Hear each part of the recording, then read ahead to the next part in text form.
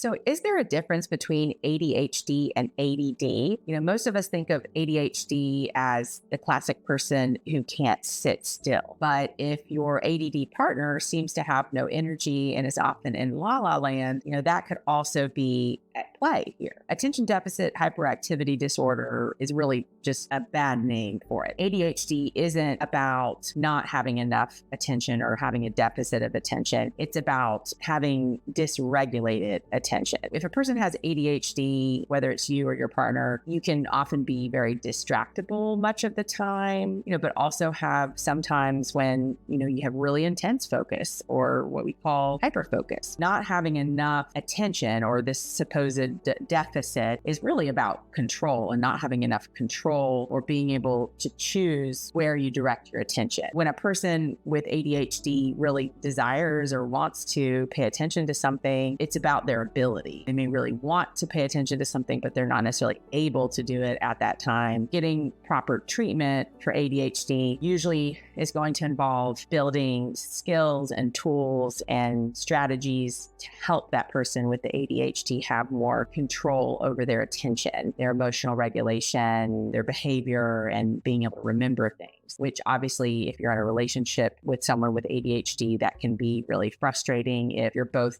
trying to achieve certain goals or, whether it's chores or childcare. And if they keep forgetting or if they keep losing their ability to maintain attention, it's really important not to think of this as a deficit of attention, but versus not really being able to have choice and not being able to really regulate where your attention is directed. If you or your partner are concerned that you may have ADD or ADHD and you're concerned about where to start, figuring out what to do next may be overwhelming, and you may not even know where to start, whether it's you or your partner. And you may be wondering, are there physical tests that you can take instead of trying to get a psychological evaluation? Or you may be afraid that you're not able to answer all the questions, but don't worry. One of the best things that you can do is first see a psychiatrist, a psychologist, or even a primary care physician who's familiar with ADD and ADHD. They might be the first step towards getting more formal diagnosis. Sometimes even the local pediatric or children's psychiatrist might be the best expert to contact. Finding an expert is step number one, and it can be a little tricky to get diagnosed accurately because sometimes other conditions may be at play, like anxiety or depression. Other things can also confuse a diagnosis, like sleep apnea or bipolar disorder or something like celiac disease. And then behavioral stuff, crazy, busy lives, having hectic or overscheduled life, and sometimes mimic ADHD when in fact you're just kind of drowning in life. Talking to your doctor about how they diagnose ADHD and making sure that they'll be good at teasing apart all those potential diagnostic alternatives is going to be really important. You don't want to go see someone who's not really familiar with it. Looking at a referral list for experts in this area, looking at Psychology Today and searching for ADD or ADHD experts. ADHD is also something that you don't want to just go down a Google black hole and diagnose yourself. Again, please see an expert. Please go to an ADD or ADHD specific clinic or to a psychologist or a psychiatrist who really specializes in this to get that step one diagnosis.